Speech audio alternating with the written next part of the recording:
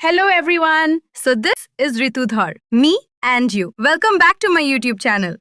জয় গুরু দেবা দেখবি ছবি পাগল হবি আগের ভাও নতুন যারা বোমা ফাটাই দিচ্ছি ভাইয়া কোন মতন বারুদ ছাড়া কুইন্স গেতে মানে জামে দিয়া বামে আধা বেলা জামে বইয়াই মাথা চুলকা ধামে আমরা গ্যারান্টি সহকারী হিরবা বিটিএস এর 7 সদস্য কিভাবে বিটিএস এ এলেন?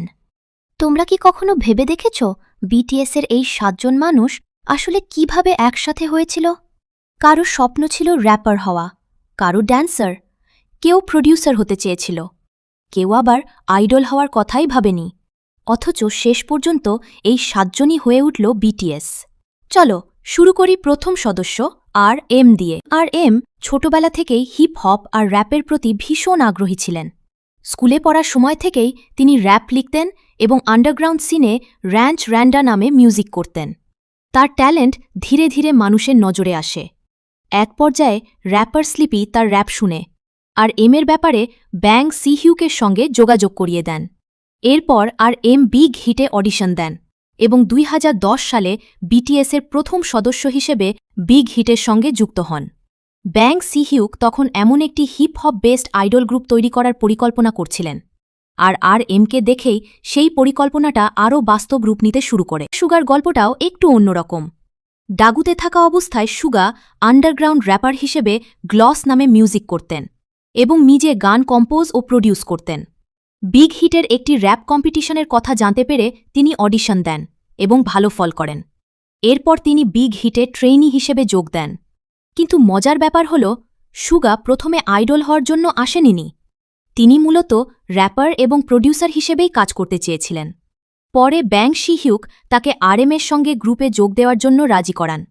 অর্থাৎ সুগার বিটিএস জার্নি শুরু হয়েছিল মূলত একজন র্যাপার প্রডিউসার হিসেবে। জে হোপ ছোটবেলা থেকেই অসাধারণ ড্যান্সার ছিলেন। নিজের হোম টাউন গুয়াংজুতে ড্যান্স ক্রুয়ের সঙ্গেও যুক্ত ছিলেন। প্রথমে তিনি JYP এন্টারটেইনমেন্টের অডিশন দিয়েছিলেন, কিন্তু শেষ পর্যন্ত সেখানে তার জার্নি এগোয়নি। এরপর তিনি বিগ হিটে অডিশন দেন এবং ট্রেইনি হিসেবে যোগ দেন।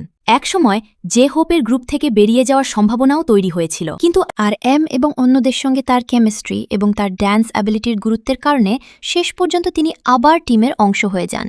আজ আমরা যে বিটিএসের পাওয়ারফুল কোরিওগ্রাফি দেখি সেখানে জে হোপের ভূমিকা কতটা গুরুত্বপূর্ণ সেটা ভাবলেই বোঝা যায়। তিনি না থাকলে বিটিএস কতটা আলাদা হতে পারত। জিন, এবার আসি জিনের কথায়। জিন তখন কোংকুক ইউনিভার্সিটিতে অ্যাক্টিং নিয়ে পড়াশোনা করছিলেন এবং তার লক্ষ্য ছিল অ্যাক্টর হওয়া। একদিন বিগ হিটের একজন স্কাউট জিনকে দেখে তাকে অডিশন দেওয়ার জন্য কনভিন্স করেন। জিন অডিশন দেন, কিন্তু অ্যাক্টর হওয়ার জন্য। কিন্তু শেষ পর্যন্ত বিগ হিট তাকে আইডল ট্রেনি হিসেবে ট্রেন করার সিদ্ধান্ত নেয়। অর্থাৎ বিটিএসের জিন হওয়ার আগে তার স্বপ্ন ছিল অভিনয় করা। আর আজ আমরা তাকে শুধু একজন অসাধারণ ভোকালিস্ট হিসেবেই নয়, একজন এন্টারটেইনার হিসেবেও চিনি। জিন ছিলেন বিটিএসের চতুর্থ সদস্য। জিমিন তখন বুসেন হাই স্কুল অব আর্টসের ডান্স স্টুডেন্ট ছিলেন। তার ডান্স ট্যালেন্ট দেখে একজন টিচার তাকে বিগ হিটের অডিশন দিতে উৎসাহিত করেন। জিমিন অডিশন দেন এবং পাশ করেন। এরপর বুসান থেকে সিওলে এসে ট্রেনি হিসেবে ট্রেনিং শুরু করেন। তার ট্রেনি পিরিয়ড ছিল বিটিএসের অন্য সদস্যদের তুলনায় বেশ ছোট। এমনকি ফাইনাল লাইন আপে থাকার ব্যাপারেও একাধিকবার আনসার্টেনটি তৈরি হয়েছিল। কিন্তু শেষ পর্যন্ত তার ট্যালেন্ট, ডিটারমিনেশন এবং হার্ডওয়ার্ক তাকে বিটিএসের ফাইনাল লাইন আপে নিয়ে আসে। আর সেই জিমিনি হয়ে ওঠেন বিটিএসের শেষ সদস্য, যার মাধ্যমে 7 জনের লাইন আপ সম্পূর্ণ হয়। এবার এর গল্পটা সত্যি মুভির মতো। তখন ডাগুতে ছিলেন এবং তার এক বন্ধু বিগ হিটের অডিশন দিতে যাচ্ছিল। মূলত বন্ধুকে সাপোর্ট করতেই অডিশন লোকেশনে গিয়েছিলেন, কিন্তু সেখানে বিগ হিটের একজন স্টাফ কে দেখে তাকে অডিশন দিতে উৎসাহিত করে।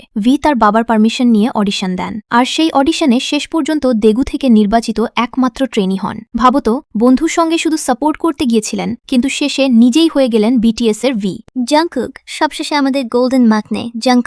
জাংকুক ছোটবেলা থেকেই সিঙ্গার হওয়ার স্বপ্ন দেখতেন। তিনি সুপারস্টার এর অডিশনে অংশ নিয়েছিলেন।